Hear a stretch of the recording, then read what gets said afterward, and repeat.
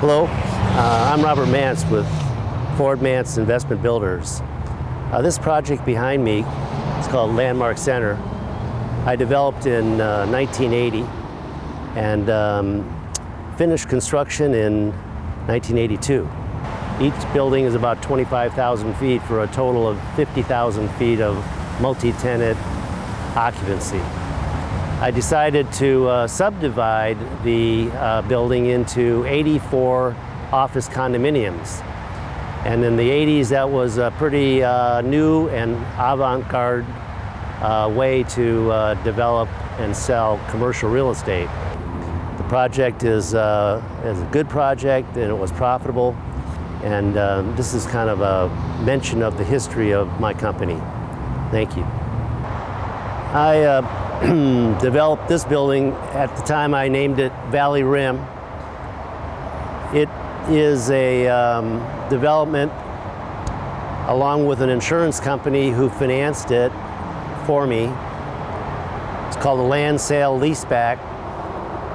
The building consists of 100,000 feet in totality. It was 50,000 feet of subterranean parking, poured in place concrete, and 50,000 feet of occupancy above it on 3 levels.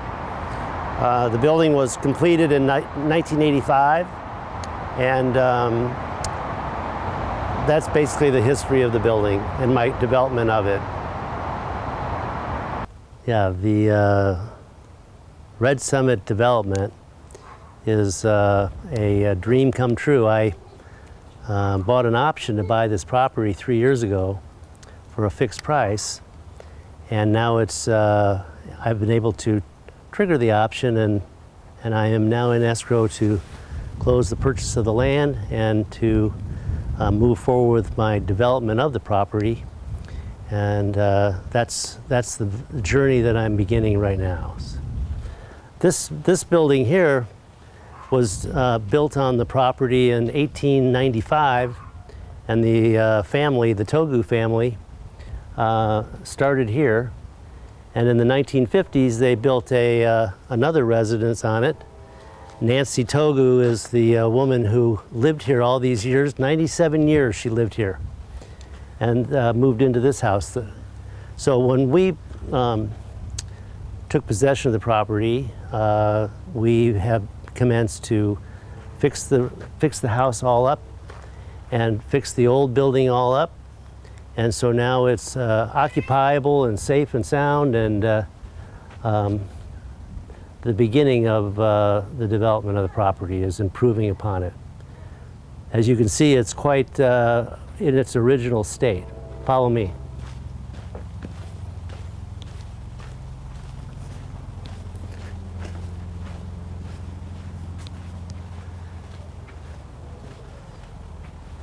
This is the back of the property, and it consists of, basically it's 1 acre.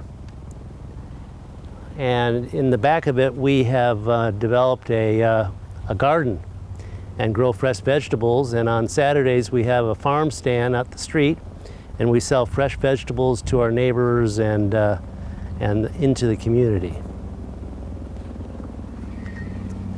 Yeah, this property is in the community of Cardiff by the Sea. And Cardiff by the Sea is a community of Encinitas, California. Encinitas was part of the county of San Diego originally, and that's when this property was built on. But now it's in the city, and the zoning is for residential. So all around us are improved residential houses, and the amounts of value of these houses is very high. And so this is one of the last parcels in Cardiff by the Sea that can be developed like we plan to do. The very nature of Encinitas, it was known as the flower capital of the world. And poinsettias were invented by a man named Ecke, and it was the Ecke Ranch. And he grew them throughout the county, all in Carlsbad, Encinitas, along with his poinsettias that he grew, are a multitude of nurseries, growing indoor plants and outdoor plants throughout the community. But now, as development and the community has started to change its nature, all the greenhouses are being replaced with new developments of residences. So we wanted to inspire the old Encinitas and characterize the Red Summit development as a complement to the past.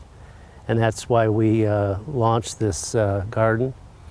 And they have now what is being called a agriculture, agri-hood, a community that is in support of the earth and is a sustainable development for the human beings that live on these residential real estate developments.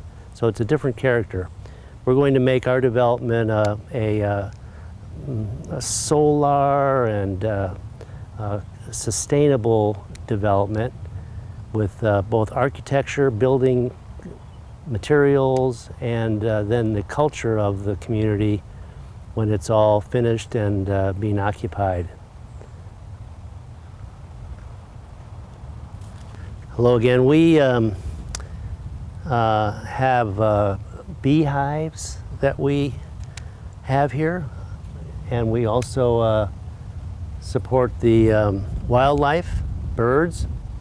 We've done some work on the land and are cleaning it up, and we have lots of wood, and we're integrating the wood chipping into the soil. So we're beginning our thoughts about the land engineering, which is yet to come. And in the back here, temporarily as a stopgap measure, I offered a space to a couple that own a tiny mobile home, and that's what you're seeing in the distance. He basically built that from scratch and then pulled it into here, and he has solar panels that he originates his electricity from. He stores it in batteries and then regenerates it with power. He lights his interior at night, and also he has a compost toilet. So he collects all of his own waste and disposes of it. The only thing that we've provided to him is potable water. So it's as close to being self-sustainable as possible. It's called a tiny mobile home. They're becoming very popular. I'm glad you've had a chance to come along with me on this local journey for the future of Red Summit and the development of this property. Take a look at participating with me in it. I've been doing this a long time, and I think that the Red Summit development will be a resounding success in this community. It's the future of community development in Southern California. So thanks for considering investing with Ford Bance. I get 30,000 feet in totality. Yeah. So I got 14.5 on the front, right? Two 5,000 foot, and then the ADUs, I guess 1,600. Anyway, Yeah. back here it comes up with 10 and 2 for a Yes. 12.5. So with these adjusted numbers, so what we're looking Might at here change a is, little bit. yeah, these will Go up a little your bit. lot coverage ones will go up. So the max lot coverage and second story, they'll slightly go up on this one, and slightly on this one. But what I did want to show you, and I think I know the answer just because of the conversation we had. We had tried to maintain the setback so that all of these that was the same. Yeah, right. Well, when we moved these lots, when we adjusted the driveway width, that gave us more room to move this line here back and forth. So we moved it forward to minimize this lot and maximize this. Yep. However, we didn't change this line, or I haven't changed it yet, because of this 100-foot setback or width. Yep. So that width was the one that dictates where the setback goes. So my question to you is, do we want to maintain this setback line as kind of a standard from that neighbor Yeah. and that distance? If so, we can't go greater than 101. Yeah, So what it creates is this lot becomes 12,000 and this one becomes 10,000. Just makes it slightly, Yep. they're not equal like we've been shooting for, but Yeah. I don't think that makes much of a difference. and that pulls this, so that's a side yard, and therefore, yeah. Yeah. So That's basically, okay. I was That's going good. to I think that's, scribble on either one of these, but I think that's, a good idea. yeah. And so what I'm drawing up now, it's actually on my screen in there, but I'm trying to get all these. So right now these are all set at a 10-foot setback, because the other thing we talked about was the ADUs can be at a 4-foot setback. Yeah, So I'm trying to calculate the areas that are based on that. So, but essentially what it comes down to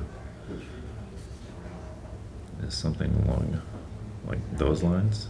I mean, it creates a larger, footprint or because the area ADUs are in that area. because they can squeeze it. Yeah. So same thing's going to happen here on this one. It's going to come in and be about half of that, Oh, and come all the way back and be along here. So. oh, So so we know what this footprint here is where the main, like of our first duplex could go, and then we know that the other part of it could go in the red. yeah, Now, when we send this over to,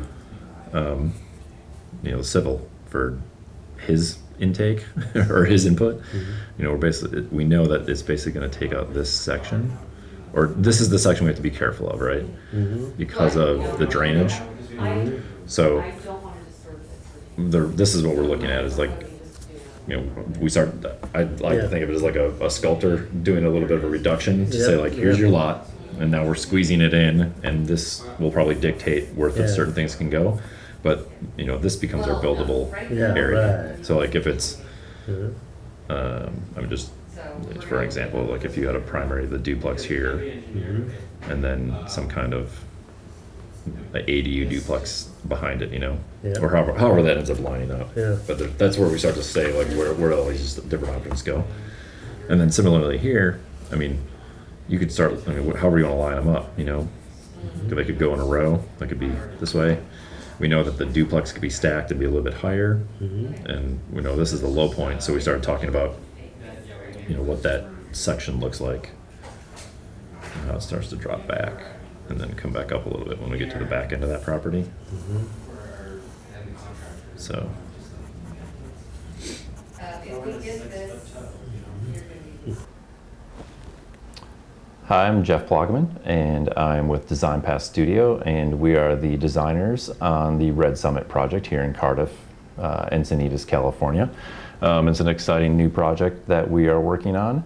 Currently in the schematic design phase, but eventually it will become, or potentially become, around 12 units that are up on Summit, was it Drive?